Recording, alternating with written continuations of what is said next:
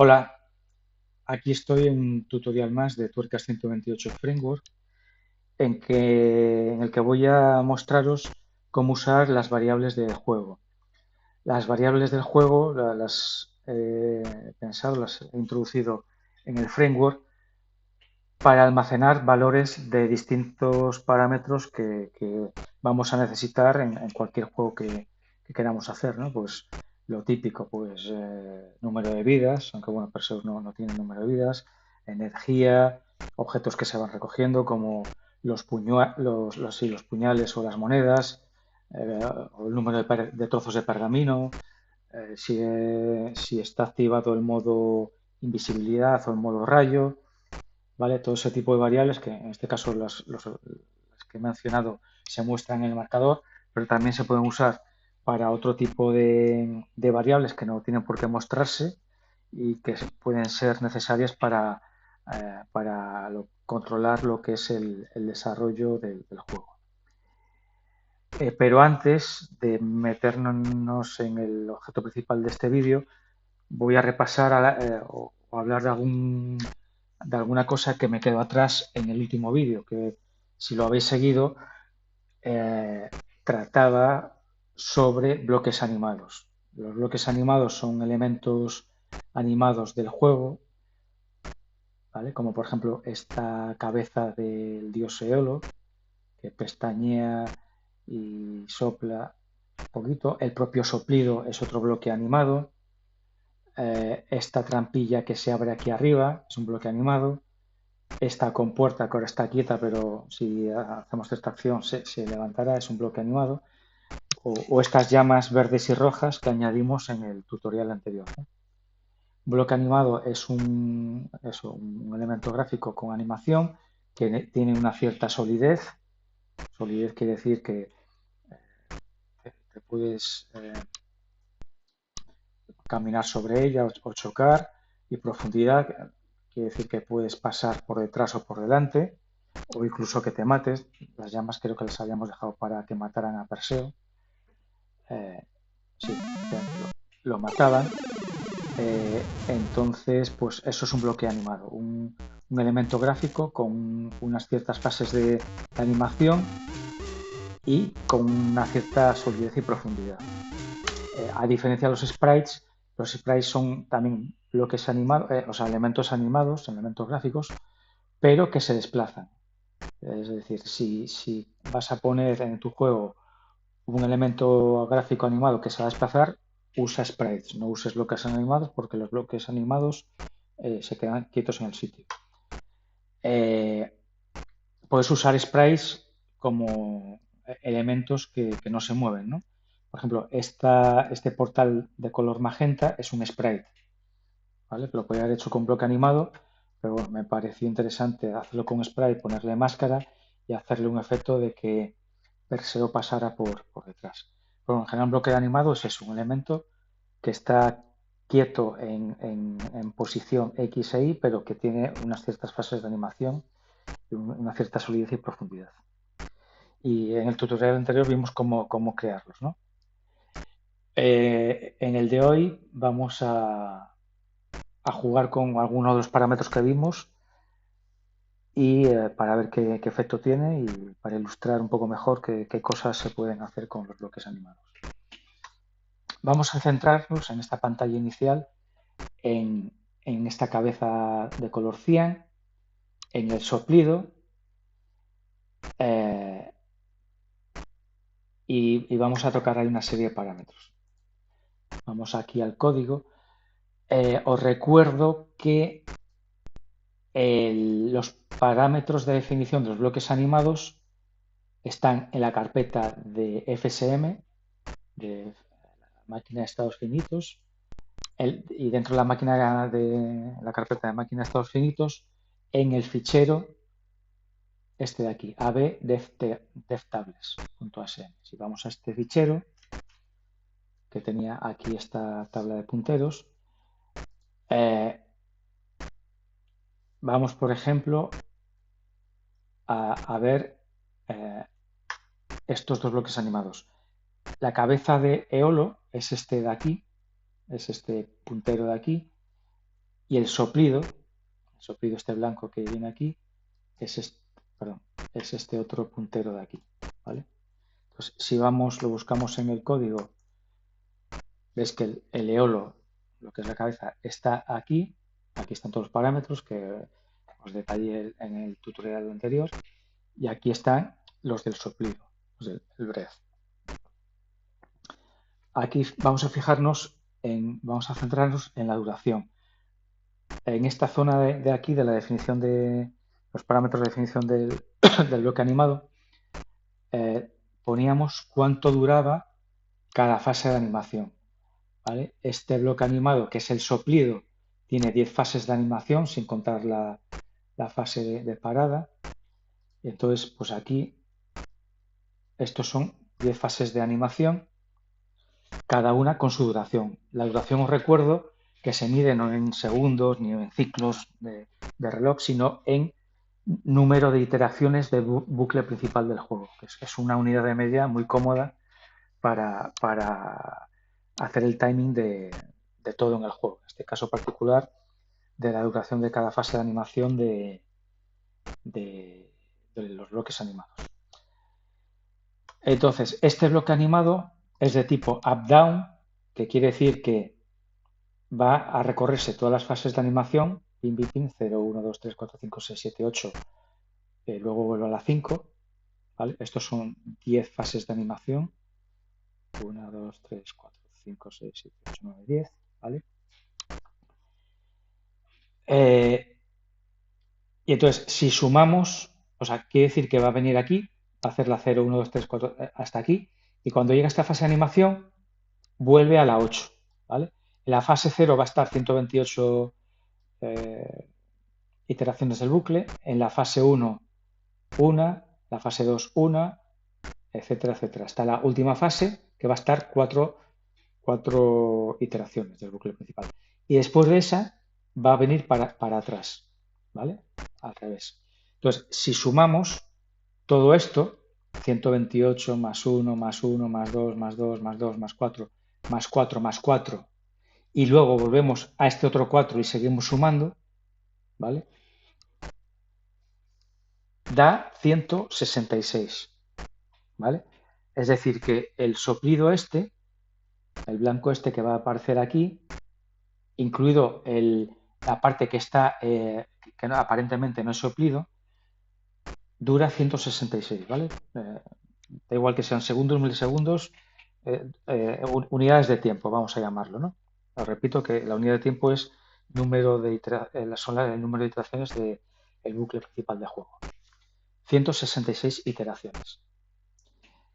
Si vamos al eolo, que es la cabeza azul, este tiene 7 fases de animación.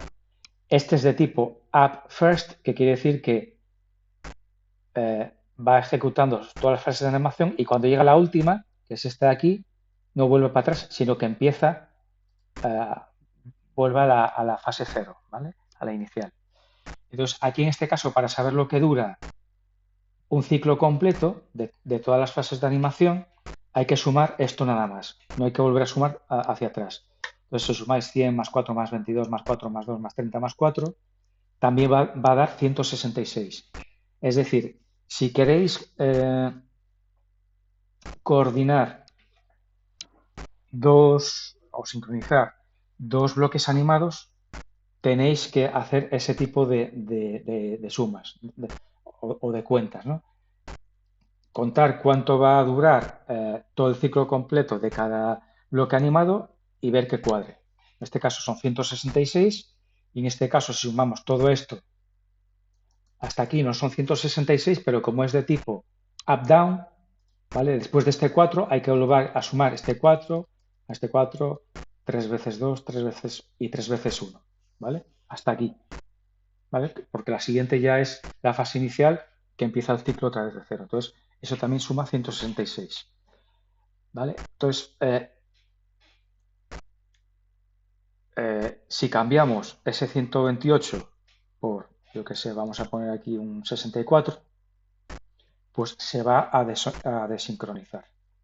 Vamos a ensamblar, ejecutamos en el emulador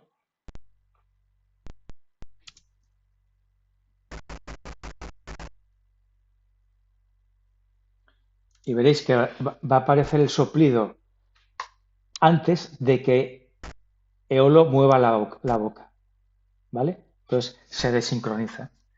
Entonces, si queréis hacer ese tipo de sincronías, tenéis que jugar con ese parámetro. Es simplemente sumar unidades de tiempo, ¿vale? Unidades de tiempo de los elementos, en este caso, dos bloques animados que queráis sincronizar.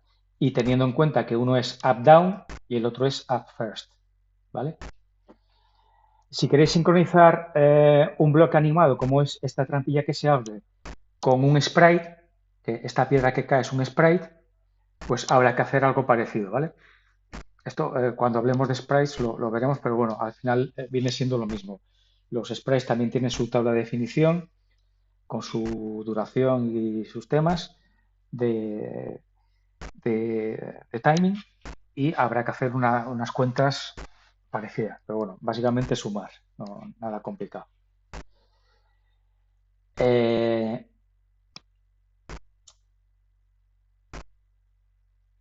¿Qué más de aquí? Bueno, en en el caso de los soplidos, tenemos la cabeza, el propio soplido y luego realmente lo que produce el efecto de empujar a Perseo no es ni el bloque animado de la cabeza ni el bloque animado del soplido, sino que es otro elemento que se llama área de soplido, ¿vale? No es un bloque animado, es un área de soplido. Que eso en el mapa, vamos a ir a la pantalla. Recuerdo que el mapa está en la carpeta de screens y es este fichero, ¿no? Si vamos a la pantalla 013, que es esa en la que estamos, los dos elementos que estamos eh, que estábamos hablando ahora, déjame eliminar son estos dos. Son dos bloques animados. El eolo R, que R es the right, que mira a la derecha, y el soplido, un bloque animado, breath R, ¿vale? Esos son los dos bloques que estábamos hablando hasta ahora. Pero el que realmente hace que empuja a Perseo cuando se acerca a esa zona es este otro de aquí, que si os fijáis tiene estos dos parámetros que suman 166.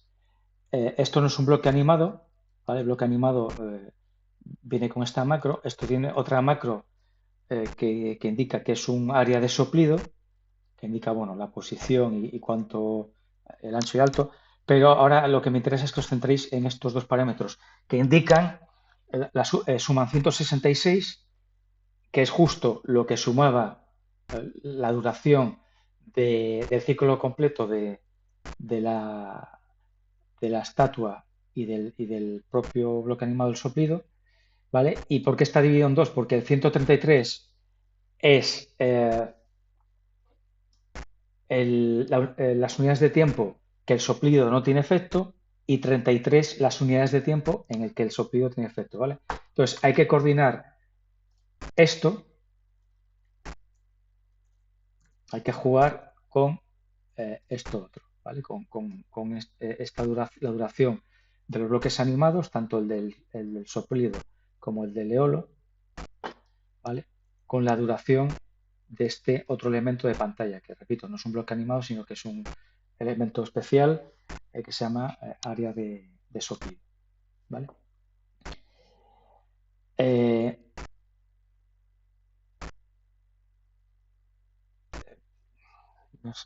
os iba a indicar alguna cosa más. No, creo que esto era todo lo que quería deciros en cuanto al área de soplido. No, perdón, sí que hay una cosa más que os quería contar, que es que está uno ya mayor y se le olvidan las cosas a uno. Eh, Hay un parámetro de timing más con el que podemos jugar bueno, para sincronizar un poco mejor o más, no mejor, sino más acorde al efecto que queramos, que nos interesa conseguir en las animaciones de los bloques animados. Eh, Refrescando un poco conceptos, que lo vimos en unos primeros tutoriales, cuando se definen pantallas, para los bloques animados, los parámetros que lleva un bloque animado son estos. Bueno, primero es la macro de bloque animado, luego le decimos el número de bloque animado que queremos pintar, ¿vale? Este caso es decir, el número de bloque animado está definido en este fichero abtypes, ¿vale? Aquí están todos los números de bloques animados. Aquí está este que añadimos en el tutorial anterior, que hemos llamado precisamente tutorial. Y aquí está el bloque animado, el PRACR, ¿no? Vale, pues aquí va el número de bloque animado, la posición X, la posición Y. La posición X es la posición horizontal en pantalla donde va el bloque animado. Ahora estamos viendo el soplido, el PRACR, no la estatua, sino el soplido. Está en la posición X4, 0, 1, 2, 3, 4, ¿vale? Y 17 desde arriba, ¿no? 17 desde arriba. Hay este otro parámetro que, bueno, esto ahora nos lo saltamos. Y el parámetro que quiero resaltar ahora es este, que también es un timing, en este caso un delay. Y las unidades de tiempo, pues como todas las unidades de tiempo del framework, se miden en número de iteraciones del bucle principal. Y en este caso pone 5.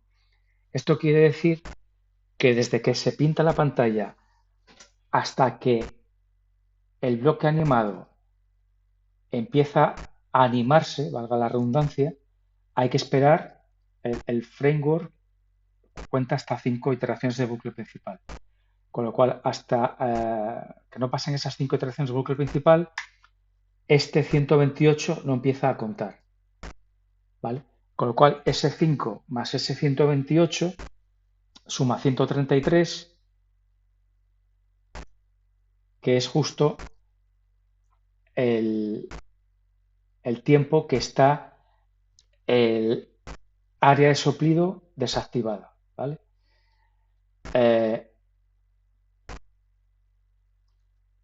Si en este caso, si aquí pusiéramos un 0, y aquí también para que no perder la sincronía, recuerdo que estos dos bloques animados, el soplido, el BCR y el eolo que mira a la derecha, tienen que estar sincronizados, con lo cual si aquí ponemos un delay 0 inicial, aquí también hay que poner un delay 0 para que no pierdan sincronía. Aquí no habría que ser muy sutil para ver la diferencia, ¿no? Déjame poner aquí este 5, déjame comentar aquí este elemento que habíamos añadido en el tutorial anterior que mata. Déjame ensamblar, ejecutamos y os muestro aquí un detalle un pelín sutil. En el caso de este bloque animado, pero a lo mejor en algún otro no hay tanta sutileza y ese otro parámetro que os acabo de contar es importante. Fijaros, aquí cuando está Perseo en esta posición y viene el soplido, lo empuja. Si os dais cuenta, lo empieza a empujar justo cuando aparece el soplido, ¿vale? Justo cuando empieza a aparecer el soplido ese blanco, es cuando se mueve Eolo por efecto del viento del dios del viento, ¿no? Del golpe de viento del dios del viento. Y si cambiamos ese parámetro de 5 a 0, ¿vale? Repito, en este caso cambiamos los dos porque nos interesa que estén sincronizados estatua y soplido. No tocamos para nada lo que es el área de soplido, sigue siendo 166 y también sigue siendo 166 lo que suma tanto esto como esto, ¿vale? Simplemente hemos cambiado el delay ese, lo hemos quitado, en vez de 5 va a ser inmediato. Entonces, vamos a ver qué efecto tiene, que en este caso, repito, va a ser muy sutil y casi no se va a apreciar al ojo, ¿no? Pero bueno, a ver si un poquito los que tenéis mejor vista lo veis.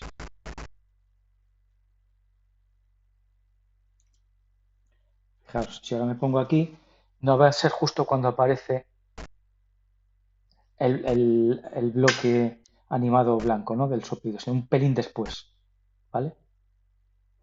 Entonces, ahí podéis jugar con eso. En función de si queréis que sea justo en ese momento, o sea, en el momento que aparezca, o un poquito después. Tenéis ese otro parámetro para hacer ese ajuste fino, ¿vale? Entonces, el framework proporciona todos estos timings, tanto en la definición de los bloques animados, tanto si es up first como si es up down, ¿vale? Proporciona esos timings a ese nivel, a nivel de definición del bloque animado, como también ese parámetro de delay inicial, de retardo inicial, para jugar con el sincronismo, ¿vale? Voy a ponerlo aquí un poco más exagerado, ¿vale? Y vais a ver qué efecto tiene. ¿Vale? Pues el framework proporciona todos esos elementos para que podamos usar, pues ajustarlos para lograr el efecto que más nos interesa según lo que queramos conseguir, ¿no? Vamos a ver poniendo ese 15 qué pasa. ¿Veis? Parece como que se adelanta. Antes de que...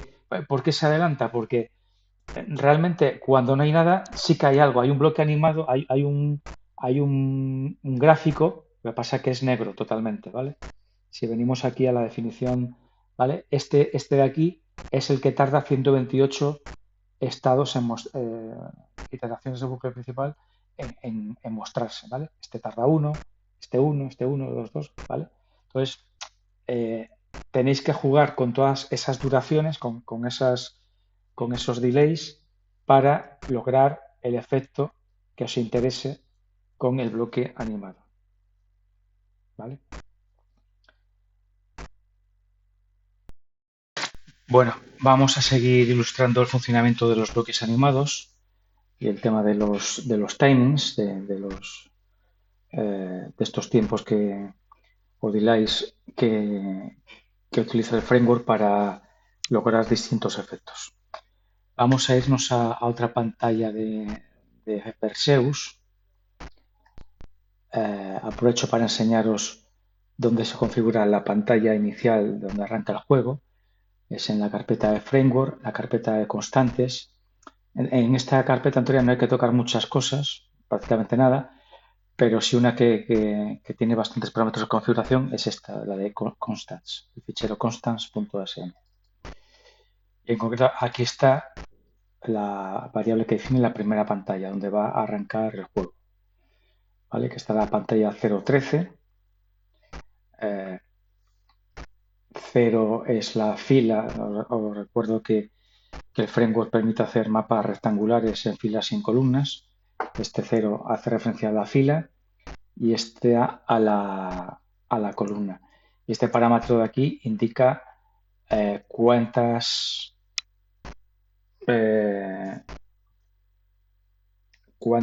aunque se llame row, indica cuántas columnas tiene el mapa. ¿Vale?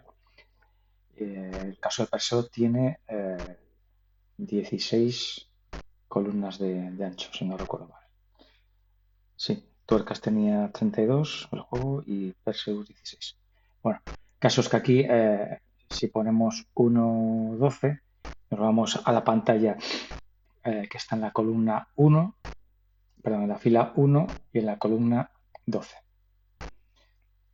Aprovecho también para enseñaros aquí otras variables para controlar el framework. Por ejemplo, esta de aquí indica cuántas áreas de soplido se permiten por pantalla. Las áreas de soplido son pues no el soplido que aparece aquí, no el bloque animado, os recuerdo, sino el propio efecto de empujar, ¿no? Podríamos tener hasta 4 soplidos por pantalla. ¿Cuántas áreas de pantalla? Las áreas de pantalla es para lograr el efecto ese que se ven en algunas pantallas de Perseus de contraluz, en el que se imprime solo la máscara. Podría haber hasta 4 áreas, cambios de área, es decir, podría ser una pantalla como esta y tener aquí una zona de contraluz, aquí otra y aquí otra, hasta 4. ¿Cuántos bloques animados por pantalla se permiten? Lo tengo a 13, el framework lo permite hasta 15.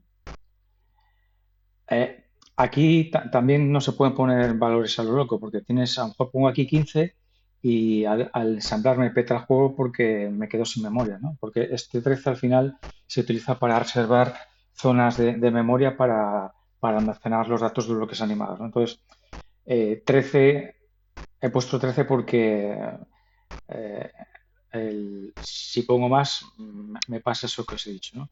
Lo mismo para los sprites. Los sprites, como máximo, puede haber 20 simultáneos en pantalla. ¿Vale? Entonces, estos parámetros hay que tener cuidado con ellos porque si pones de más, te quedas sin memoria, ¿no? Entonces, tienes que andar haciendo cálculos con el mapa de memoria. Bueno, pues este es el número máximo que se puede de bloques animados por pantalla.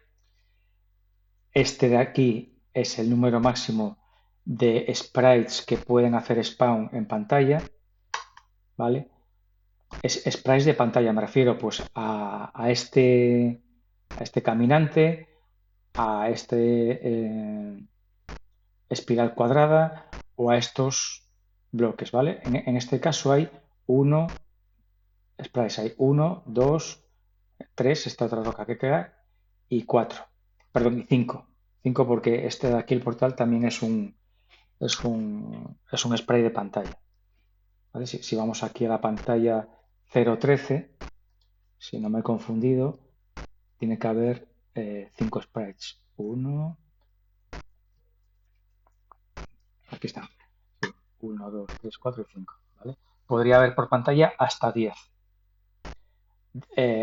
sprites definidos en pantalla, porque luego eh, ahí puede haber más sprites. Por ejemplo, cuando este Perseo tiene puñales y los dispara, puede haber hasta, creo que puse 3 puñales simultáneos, con lo cual ya a los 5 sprites que vienen de serie en la pantalla se sumarían otros 3. O cuando matas a un walker te genera una moneda, ¿vale? Eso es otro sprite. Entonces, esos otros sprites puede haber hasta 20. Es decir, este parámetro, sprites pool, son los sprites que se pueden definir en pantalla, como mucho 10, pero luego sprites en total puede haber hasta 20. ¿Vale? Porque se pueden generar sprites no solo al pintar una pantalla, es decir, no solo los que están definidos aquí en el mapa, sino que pueden aparecer sprites por distintos motivos. ¿Vale? Por ejemplo, los ojos disparan con una especie de flechas, que también es un spray, ¿vale? Esas flechas, eh, no, perdón, esas flechas sí que cuentan como sprites, pero bueno, por ejemplo, las monedas o los puñales eh, que aparecen de forma no por defecto de la pantalla, sino ante determinadas acciones, esos son sprays a mayores que no están en pantalla, ¿vale? Pues esos parámetros se controlan aquí. Y este otro parámetro es el de portales. Puede haber hasta 2 portales por pantalla, ¿vale? Lo normal es que haya uno. En el juego de Perseus lo puse uno, excepto una pantalla que tiene 2, que es el máximo número. Bueno, todo esto venía a contaros algún entresijo de este fichero del consta, ¿no? Aquí, por ejemplo, también es donde están definidos todos los colores que se utilizan en, en los distintos apartados del framework. ¿Vale? Bueno, pues vamos a esta pantalla, la 1.12. Vamos a ver lo que hay en esa pantalla. Básicamente hay un ojo que dispara, que os lo quiero enseñar por ilustrar más el tema de los bloques animados y de los timings.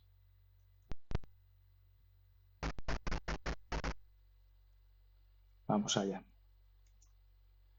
Vale. Déjame matar aquí a estos caminantes. Vale. Fijaros, ese ojo, aunque aparenta un sprite, ser un sprite, realmente no es un sprite, es un bloque animado, ¿vale? Es un ojo mirando a la derecha, es este bloque animado, tiene 4 fases, ¿vale? ¿Qué diréis? Bueno, pero en los parámetros de definición de los bloques, que es este fichero de aquí, Vamos a buscar los ojos. Pam, param, pam, pam, ¿vale? Los bloques animados solo pueden tener un color, ¿vale? O un atributo por fase, ¿vale? ¿Cómo se consigue el efecto de que aparezca la pupila de color verde o el iris? No sé, eso es el iris, ¿no? Bueno, pues superponiendo dos bloques animados. Tengo un bloque animado de 2x2, que es este, después otro bloque de 1x1, que es este, que es el iris, que se superpone para lograr ese efecto que aparenta ser un único elemento gráfico, pero en realidad son dos, ¿vale?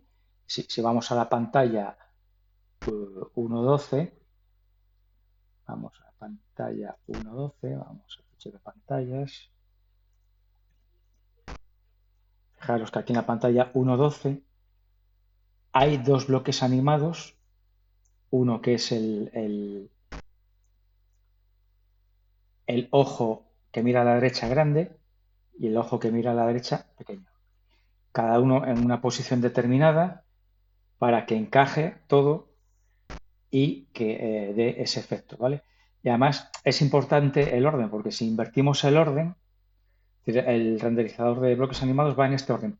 Pinta primero el primer bloque que se encuentra, en este caso el grande, y luego el pequeño. Si los pusiéramos al revés, vamos a cambiar el orden, pues solo se vería el blanco, porque con el blanco es más grande que el pequeño, pues quedaría tapado, ¿no?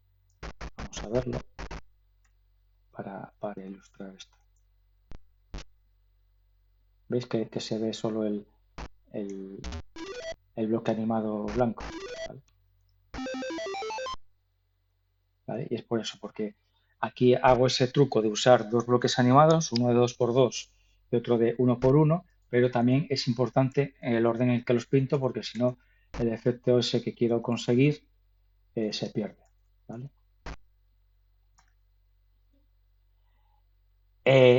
Fijaos aquí otro detalle. Si vamos al parámetro este del delay que os hablaba antes, imaginaros que en el pequeño le voy a poner un delay, yo que sé, de 32. Vamos a ver qué pasa. Los he vuelto a poner en el orden correcto, ¿vale? Para que se pinte el verde encima del blanco. Pero en el pequeño le he puesto un delay distinto al del grande. Vamos a ver qué pasa.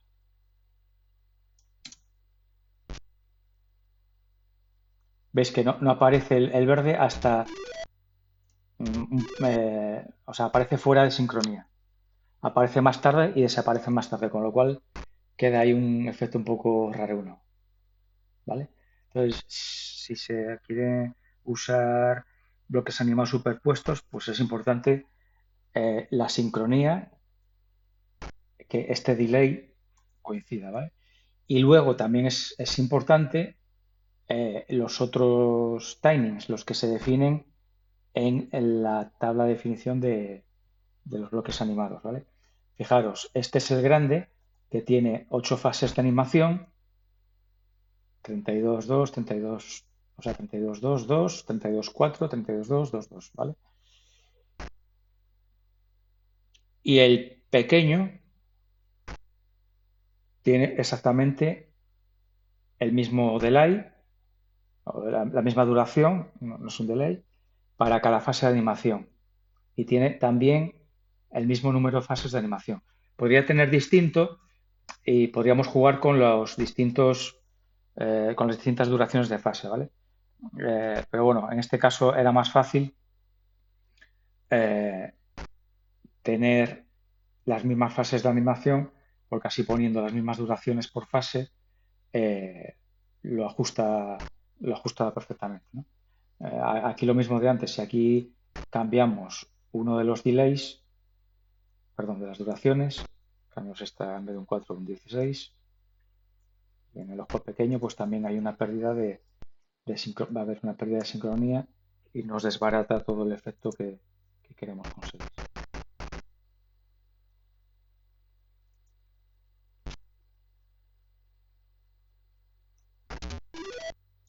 Veis que se pierde la sincronía, ya están desmadrados y ya no coinciden lo que es la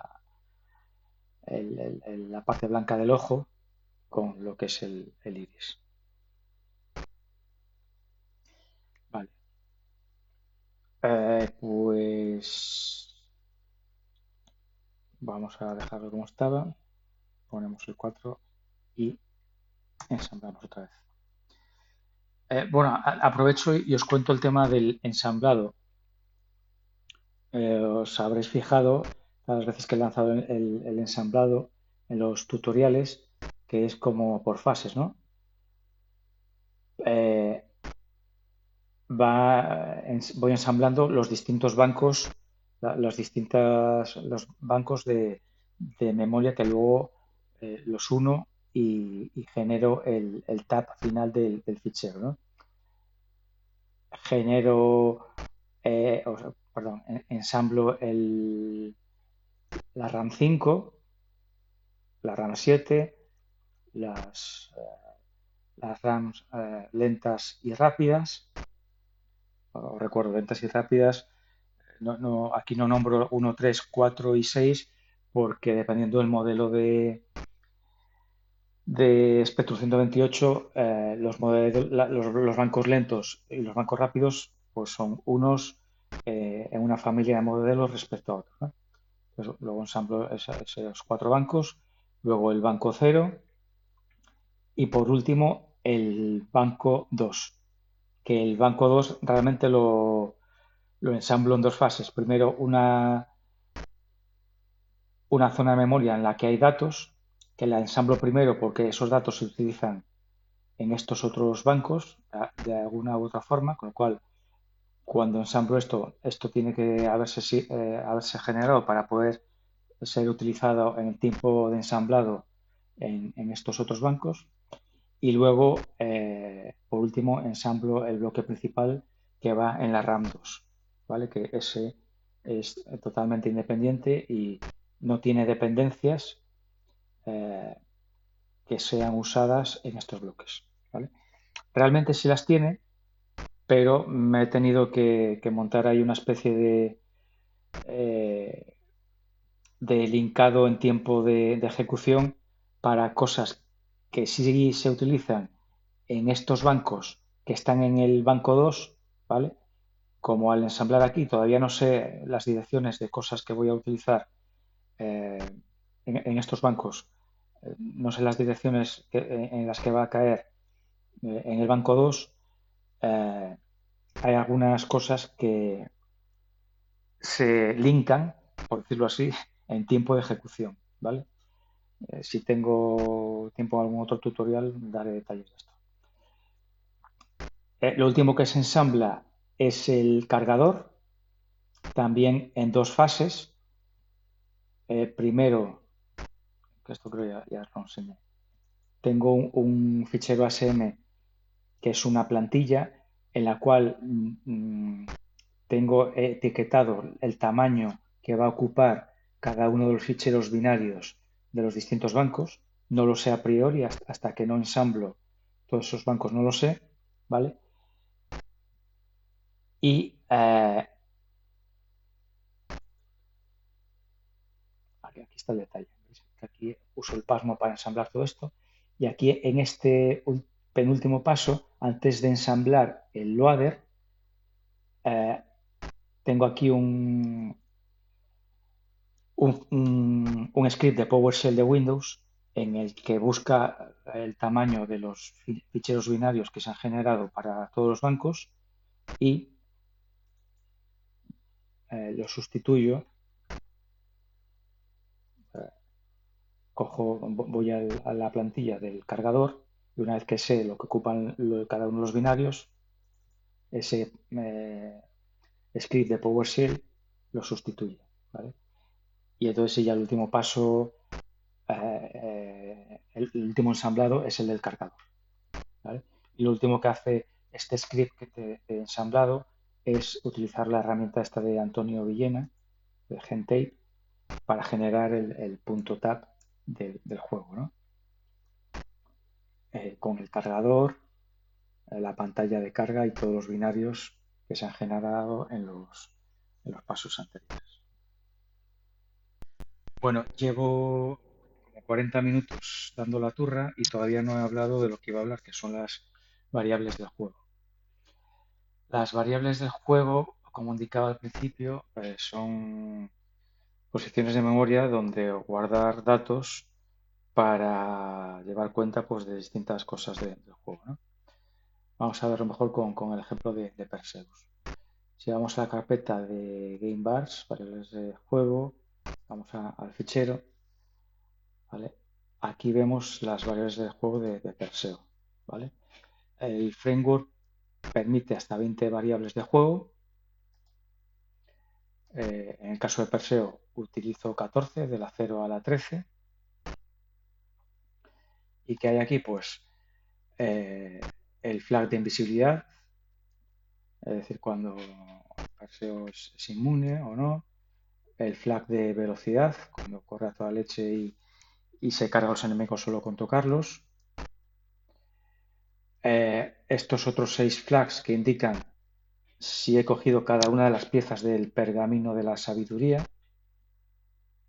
¿Vale? El flag de invisibilidad se refleja aquí en el marcador, el de velocidad aquí, y aquí están las 6 piezas del pergamino de la sabiduría, ¿no?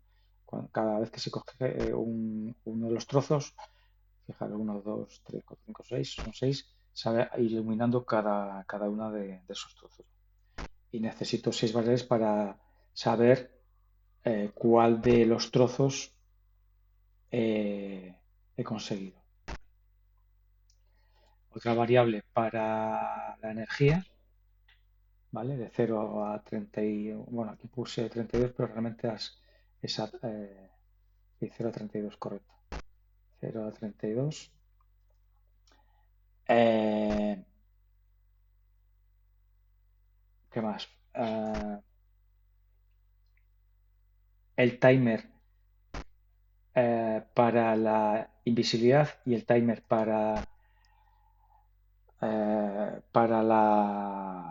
la velocidad, ¿vale? Una cosa es que esté activado la invisibilidad, que eso es un 0 o un 1, o está o no está, y otra cosa es que cuando cojo la invisibilidad o la velocidad necesito una variable que vaya decrementándose a un cierto ritmo, ¿vale?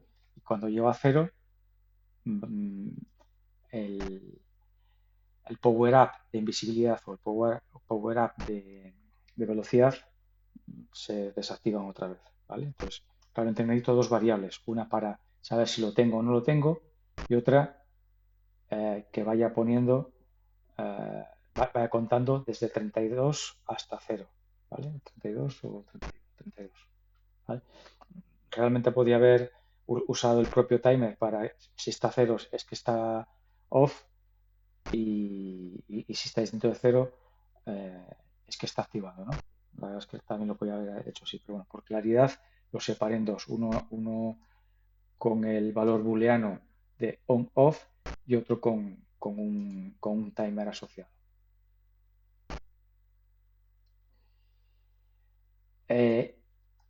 Después tengo otra variable de juego para el número de cuchillos que tengo en cada momento, que se refleja aquí, y otra variable de juego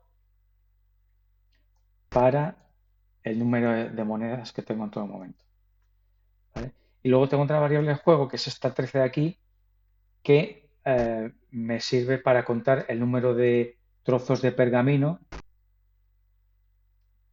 que he cogido, ¿vale?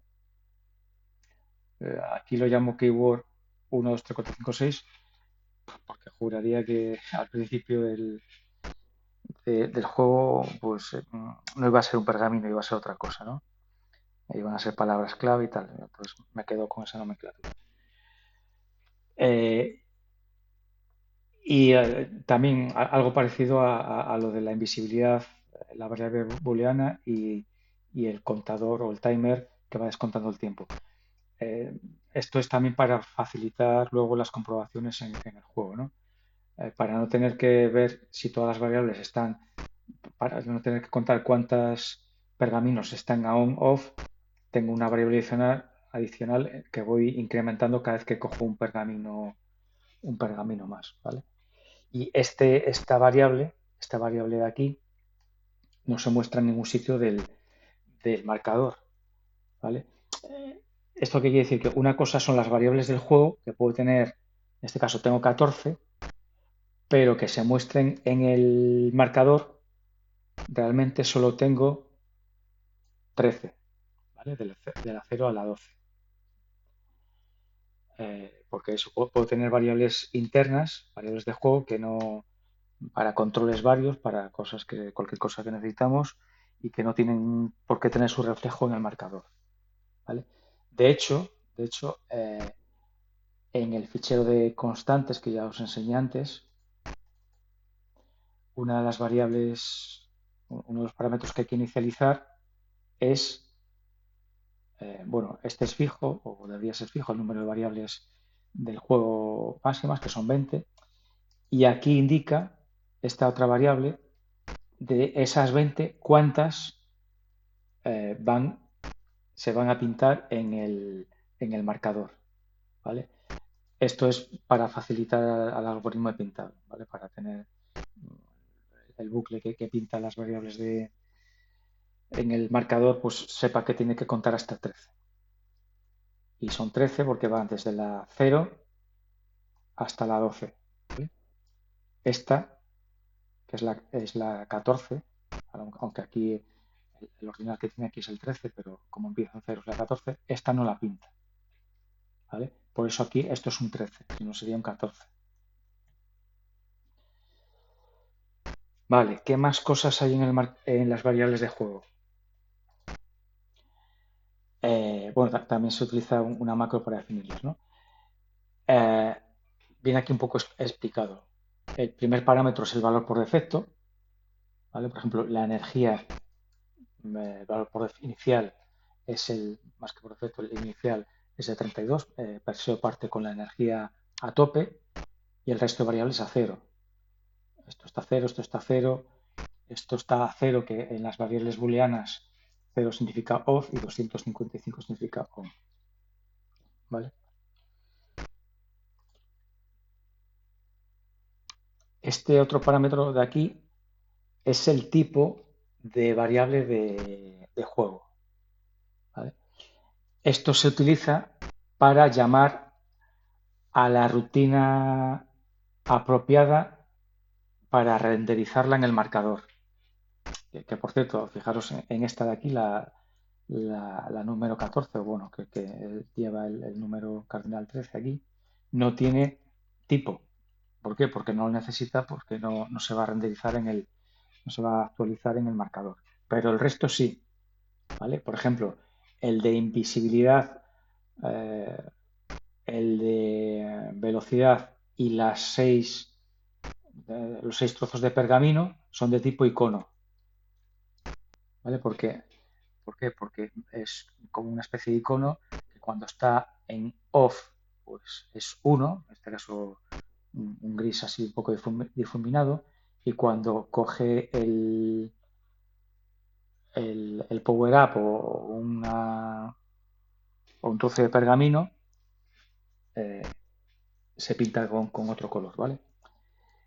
Esto no es algo que pertenezca al framework, los tipos de variable de juego, ¿vale? Luego el programador, el autor del juego, tiene que hacer la rutina que hay detrás de esto, ¿vale? Pues detrás de esto tendrá que estar alguna rutina que sepa que cuando está a 0 pinte un icono y cuando está a 255 pinte otro.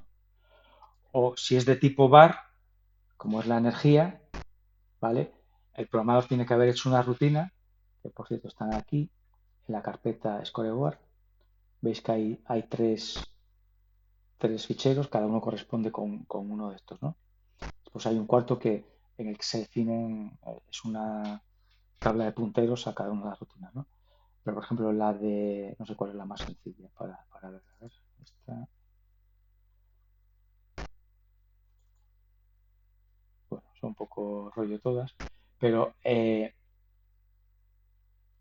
Estas rutinas las tiene que programar el autor del juego, el creador del juego, de acuerdo con el comportamiento que tenga ese elemento del marcador, ¿vale?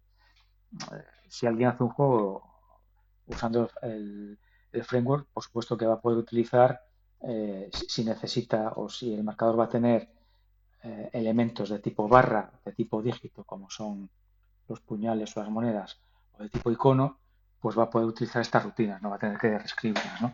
Pero si, pero si hay otro tipo de indicativo en el marcador, pues va a haber que escribir estas rutinas en ensamblador, ¿vale? Pues yo qué sé, por ejemplo, la de los dígitos, pues es una rutina eh, que pinta pues los distintos dígitos de un marcador, ¿vale? Pues eh, en este caso pues tendrá que saber cuántos dígitos tiene el, el numerito en cuestión, si dos o tres, y para cada uno de los dígitos pues tiene que renderizar un número, ¿no? Pues aquí está la parte que renderiza uno de los dígitos, ¿vale? Y después aquí eh, esta es la que cuenta el número de dígitos que tiene el contador.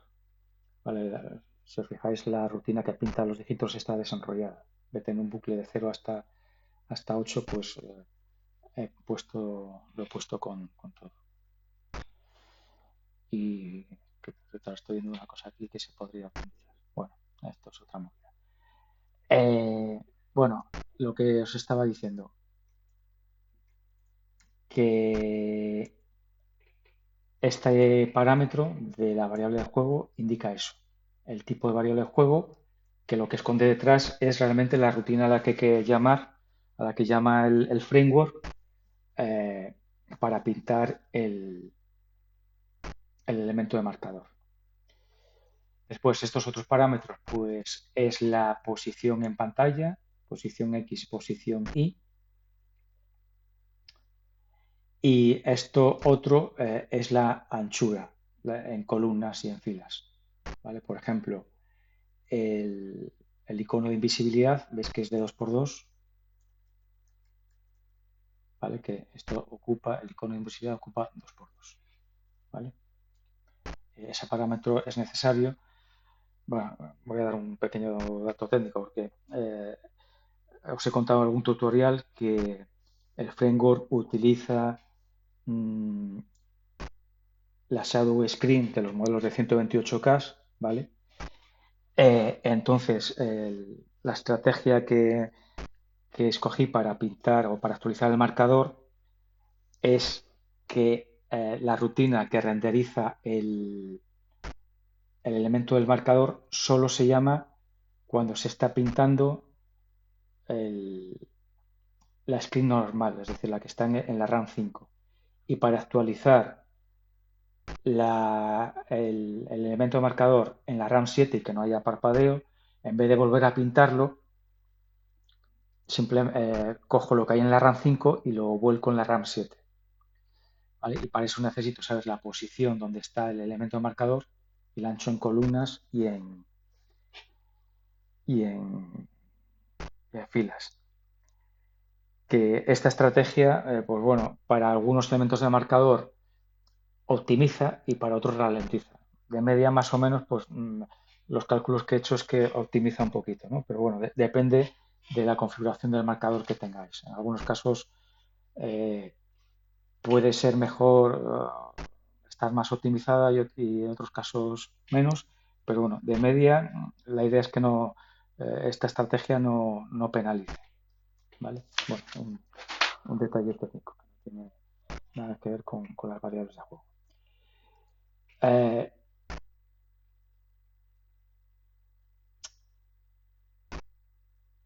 Después, este otro parámetro indica si la variable del juego tiene asociado un timer. Vale. Si tiene asociado un timer, este parámetro tiene que decir qué timer es. Si no lo tiene asociado, este parámetro tiene que valer 255, ¿vale? O FF en hexadecimal. ¿Qué es un timer? Pues un timer, está aquí también definido, pues es un contador que se va decrementando, a un cierto ritmo, ¿vale? En el caso de Perseo, pues es el timer que aparece cuando coges un escudo de invisibilidad o un rayo de velocidad, ¿vale? Entonces, este elemento marcador se pone a tope y luego tiene que haber algo que vaya descontando, decrementando esa variable de juego, ¿no? ¿Y qué es ese algo que va decrementando esa variable de juego? Pues un timer, ¿vale? Eh, cuando, cuando una variable de juego tiene asociado un timer y la variable de juego se activa, ¿vale? Toma un valor que sea distinto de cero, se va al timer asociado, por ejemplo, en este caso el cero, que está aquí. ¿Y qué tiene este timer asociado? Pues tiene la velocidad de decremento, que es el número de iteraciones del bucle de juego que tienen que pasar para decrementar en uno la variable asociada, ¿vale? La variable asociada es este parámetro de aquí, en este caso la 9. Si llevamos a la 9 es lo que os decía, la barra esta donde en este caso son 32 segundos, ¿vale? Este otro parámetro de aquí es el timer que se mira para que perdón, el timer no, la variable de juego que se comprueba para activar el timer o no. Es decir, el framework está mirando esta variable de juego y cuando se activa, esta otra variable de juego se inicializa con este valor, ¿vale? Y cada 25 iteraciones del bucle de juego, este valor, no este valor, sino el valor que está en esta variable, en la 9, se va decrementando, ¿vale? Y este último parámetro, lo añadí a su última hora, es un efecto de sonido que se produce cuando el contador, el timer, llega a cero, ¿vale?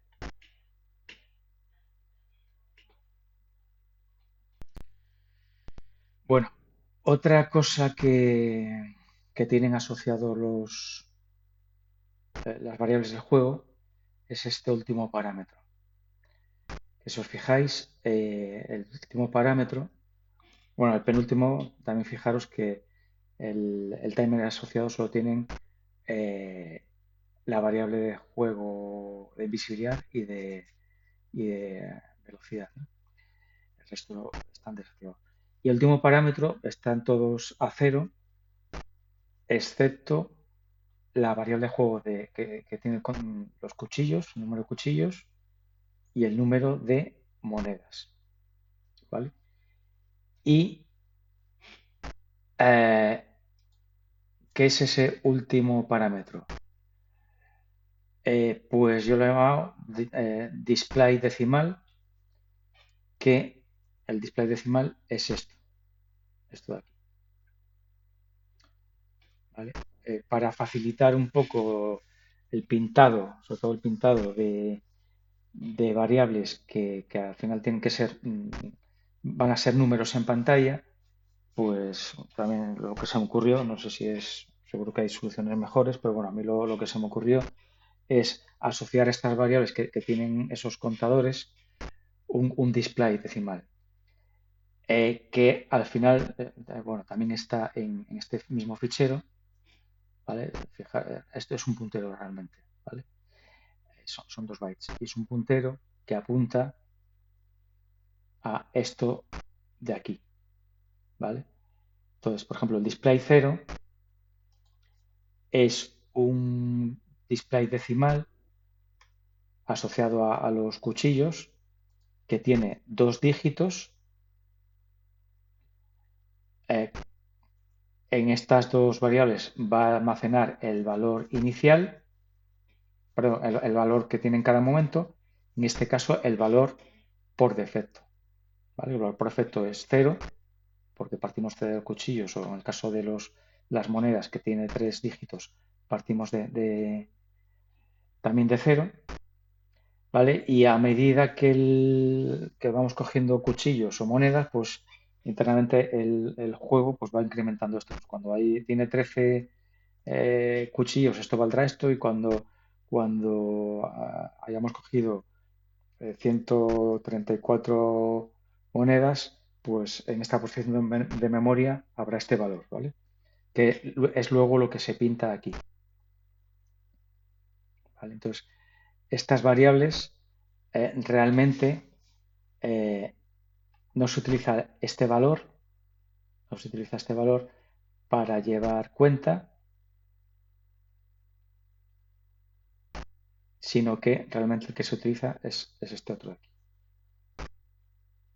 ¿Vale?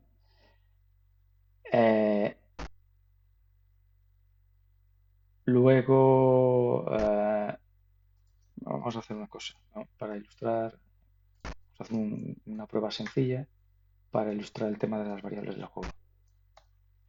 Vamos a partir, por ejemplo, de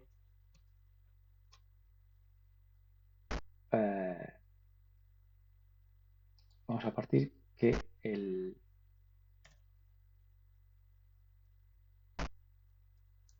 valor inicial de la invisibilidad, por ejemplo, es, vamos a hacerlo con los cuchillos, ¿no? Que podremos disparar y tal. Entonces vamos a poner que aquí hay, vamos a partir con 10 cuchillos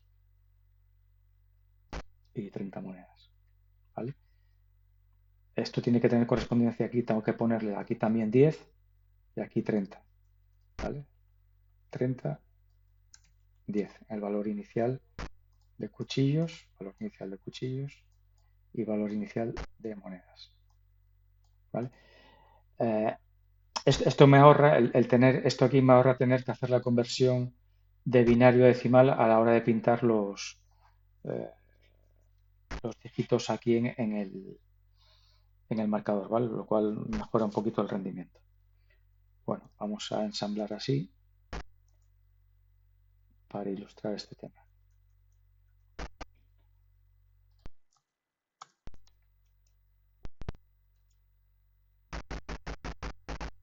Vamos allá. ¿Veis que ahora partimos de 10 cuchillos? Vamos a 10 cuchillos, ¿vale? Y 30 monedas. Cuando cojamos esa, pues serán 33, porque suman de 3 en 3, ¿no? Bueno, 36 porque había dos monedas ahí tiradas. Vale, pues el valor inicial se controla con eso, con estos parámetros de aquí. ¿Qué otras cosas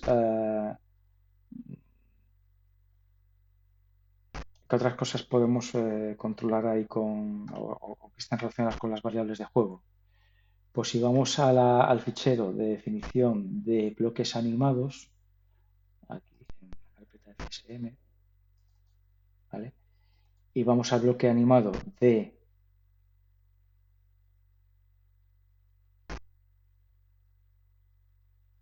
cuchillo, ¿vale? Porque el cuchillo es un bloque animado, no es un...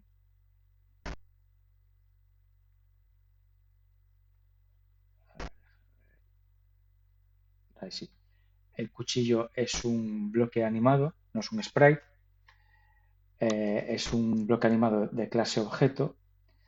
Los bloques animados de clase objeto, aparte de todos los parámetros que hemos visto antes, todos estos de aquí, el tamaño, si arriba abajo, los atributos, duración y las fases, tienen unos parámetros que son dependientes de clase, ¿vale?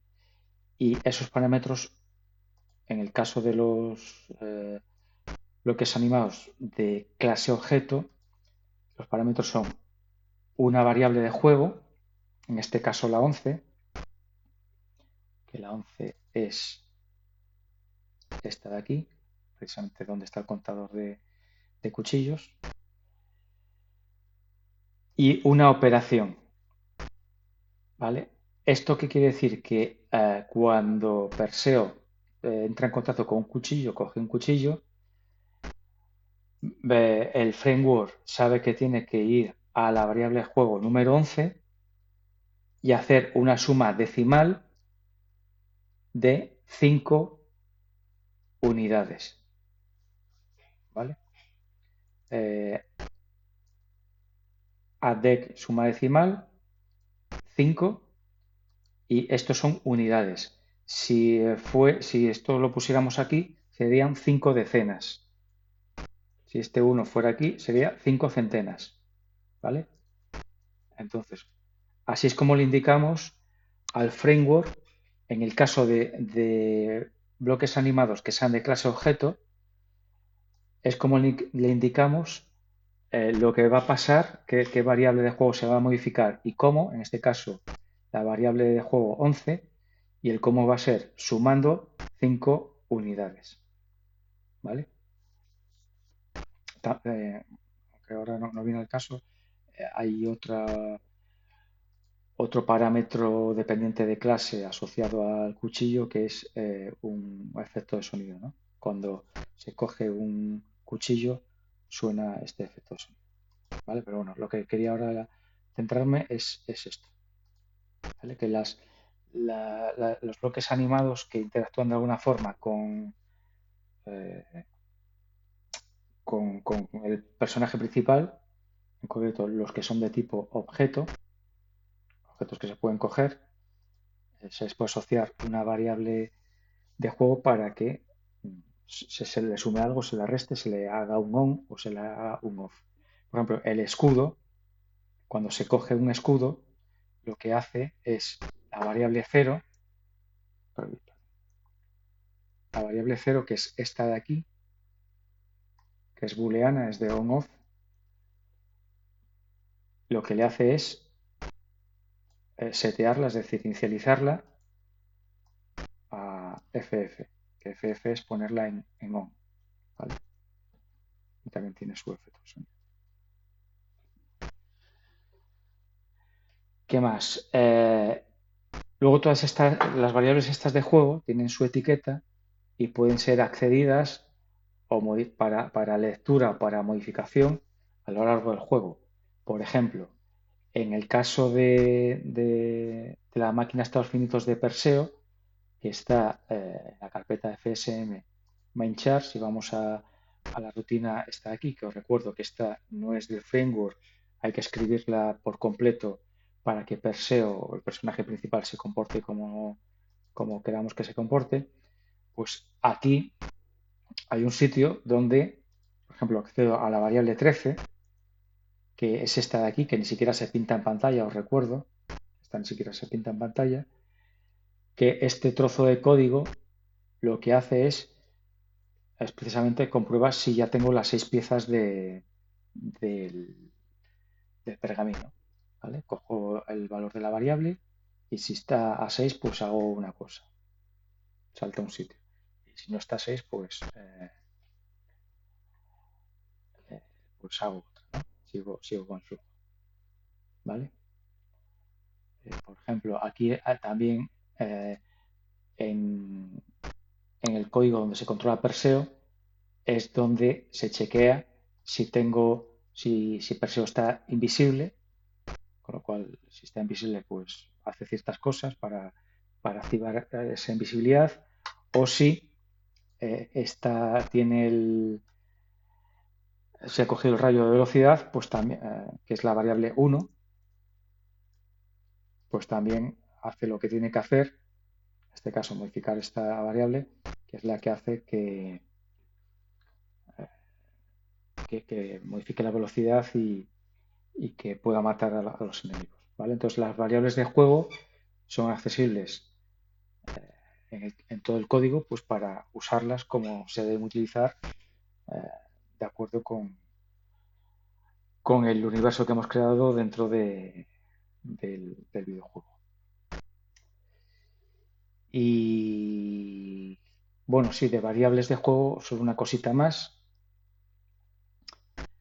que en el framework hay esta librería, Events, que tiene alguna rutina, que tiene alguna rutina que facilita la vida a la hora de trabajar con las variables del juego. Por ejemplo, está esta rutina que sirve para hacer operaciones, pues las que veíamos antes, ¿no? La de sumarle un valor, incrementar una variable, decrementarla, eh, ponerle un valor determinado, hacerle un toggle. Esta sirve para las que son de on-off. Esta operación es que cuando está cero la pasa a uno y cuando está uno lo pasa a cero. Bueno, no son uno, es 255, ¿no? Eh, restar. Tengo aquí incluso una operación que no sirve para nada, que no la estoy utilizando, ¿vale? Entonces, estas rutinas están a disposición del programador para manipular las variables del juego, ¿vale? Y con esto, mira, esta también es interesante. Eh, Esta rutina es, claro, os decía que las variables de juego que son displays decimales las he separado, las he descompuesto en cada dígito decimal porque a la hora de imprimir la, la variable en pantalla pues facilita la vida, ¿no? Pero la complica a la hora de saber si una variable tiene un valor determinado, ¿no? Porque tendría que ir dígito a dígito. Pues bueno, he hecho una rutina para hacer esa comparación, ¿vale? Y que, que esté optimizada esa comparación. Y ahora sí, creo que nada más. Las cosas que me haya olvidado, como siempre, de las variables de juego las contaré en el siguiente tutorial. Chao.